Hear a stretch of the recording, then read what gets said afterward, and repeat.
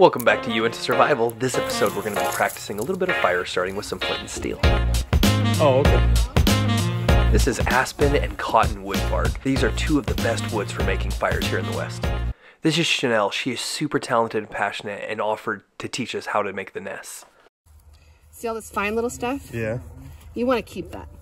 So you can kind of go along, you rough this all up, you just really tear it up to tiny, fine little pieces. It's going to be a smaller nest. Just a couple of fingers? Yeah, I'm used to working with larger material. Like, yeah, usually longer. I work with, bigger stuff. So this is a small nest though. So that's more, than all this stuff.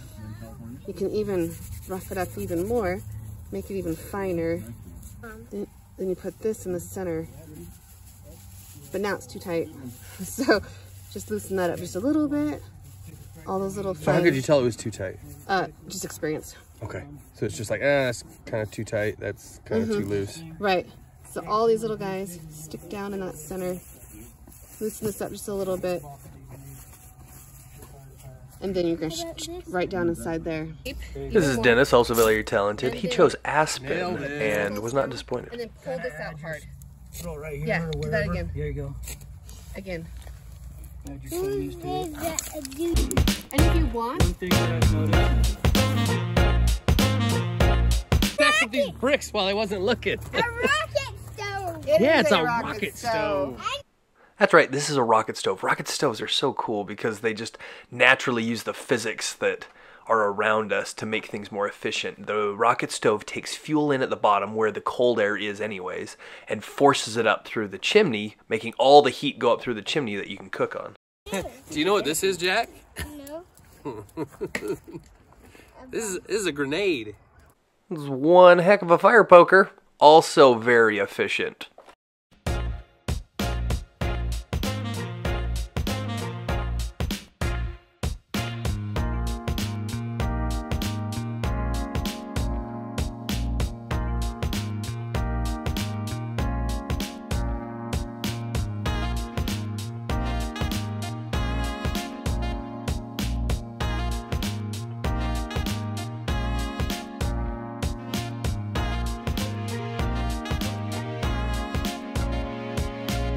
The fluff and stick it inside of it.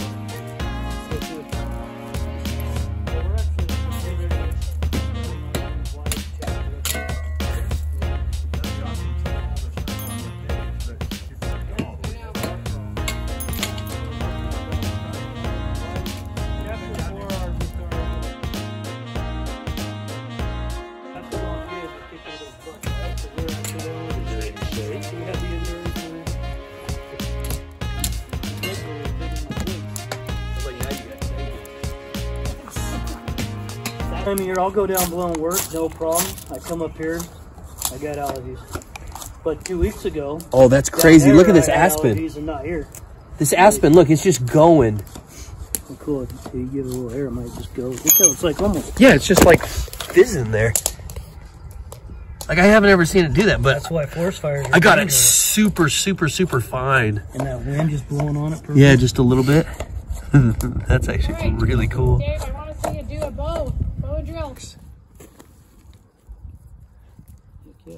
Oh, what is this, by the way? Is that sage? Or something? Sage, yeah. That'd make a good drill board. That's what I've heard.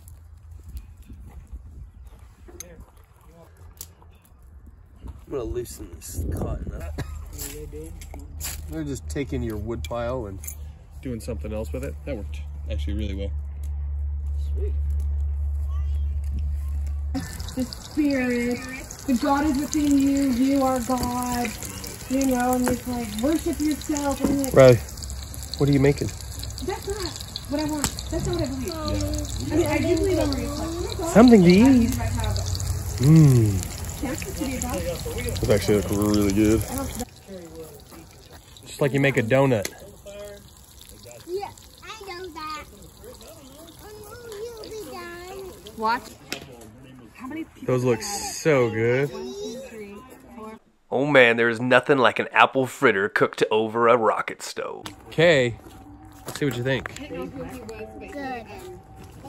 Oh, so good. Oh, so good. What do you tell Chanel? Thanks. Thanks. Then we decided we were going to make a little bit of char cloth. And if I don't rip them off me, I'll keep wearing it. So I like. That's the only way it gets retired. Because it's like, dude, You gotta stop flexing. it's a dude. perfect. There's only one way out of here. It's a perfectly good shirt. Okay, I'm going to best try to explain the chemical process that happens while making char cloth from a mechanical engineer's standpoint.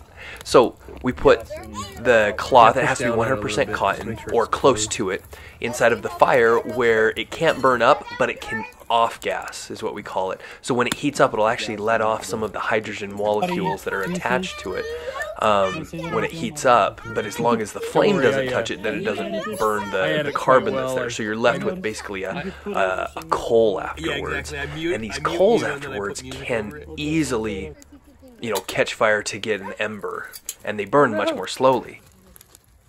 That actually might work. That looks pretty good. Char cloth, you know, then you can trap with your bird's nest, just like that. That is cool.